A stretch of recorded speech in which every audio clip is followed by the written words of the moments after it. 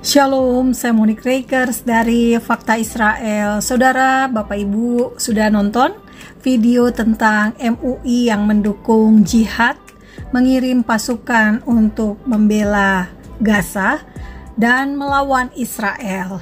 Nah, banyak komentar, banyak pendapat yang Bapak Ibu sampaikan adalah biarin aja orang-orang Indonesia pergi ke Gaza. Seperti HTI, FPI, bahkan MUI sendiri disarankan untuk segera pergi ke Gaza meninggalkan Indonesia.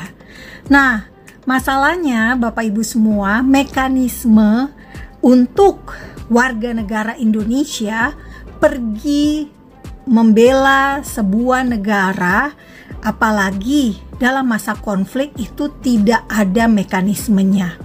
Jadi apa yang Fakta Israel kritik dari pernyataan MUI sesungguhnya adalah bagaimana MUI ini menyebarluaskan semangat jihad. Jadi saya mengkritik apa yang disebarluaskan oleh MUI tersebut. MUI mengglorifikasi jihad ke Palestina.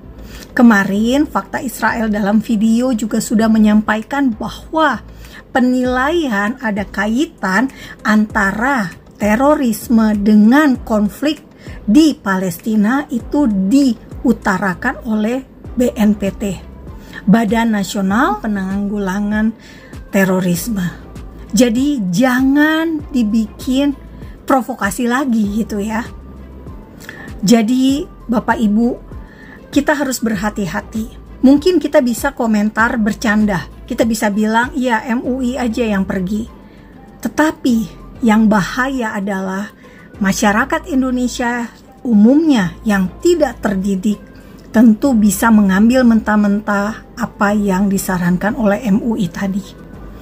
Dan perlu kita ingat Bapak Ibu, energi jihad yang disebarluaskan oleh MUI, jika mereka tidak kesampaian ke Gaza, maka energi jihad itu tersalurkannya di dalam negeri. Yang Fakta Israel khawatirkan, yang menjadi korban adalah minoritas. Bisa orang Kristen, bisa orang Tionghoa. Nah, kalau kita kembali ke periode di awal ISIS, tahun 2014, Bapak Ibu, di masa itu orang-orang Indonesia secara individual bisa pergi ke Suriah atau ke Irak untuk bergabung dengan negara Islam yang baru berdiri, ISIS.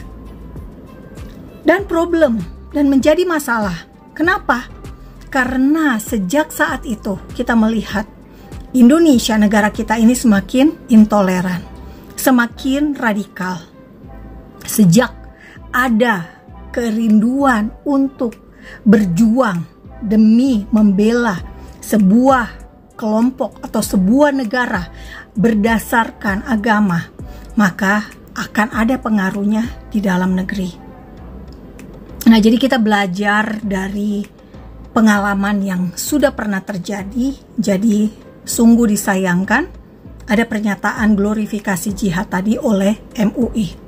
Nah, puji Tuhan ya Bapak Ibu semua, ternyata ulama Mesir, ulama yang penting dan menjadi rujukan fatwa di Mesir, itu tidak setuju dengan pernyataan fatwa yang dikeluarkan oleh Persatuan Cendekiawan Muslim Internasional yang mengeluarkan fatwa jihad tadi.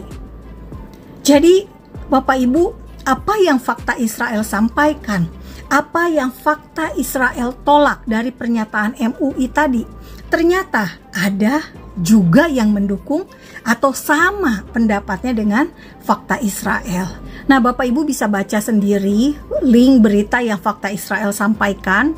Judul-judulnya dari Sindo misalnya, Mufti Besar Mesir menolak fatwa jihad melawan Israel.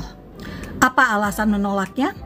Tidak ada kelompok atau entitas individu yang berhak mengeluarkan fatwa tentang masalah-masalah yang sensitif dan kritis, seperti itu yang melanggar prinsip-prinsip syariah dan tujuan-tujuan yang lebih tinggi.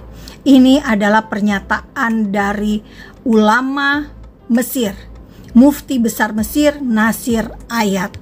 Kemudian juga dikatakan di sini, tindakan-tindakan seperti itu dapat membahayakan keamanan masyarakat dan stabilitas negara-negara Muslim. Ayat mengatakan deklarasi jihad dalam Islam harus dilakukan oleh otoritas yang sah.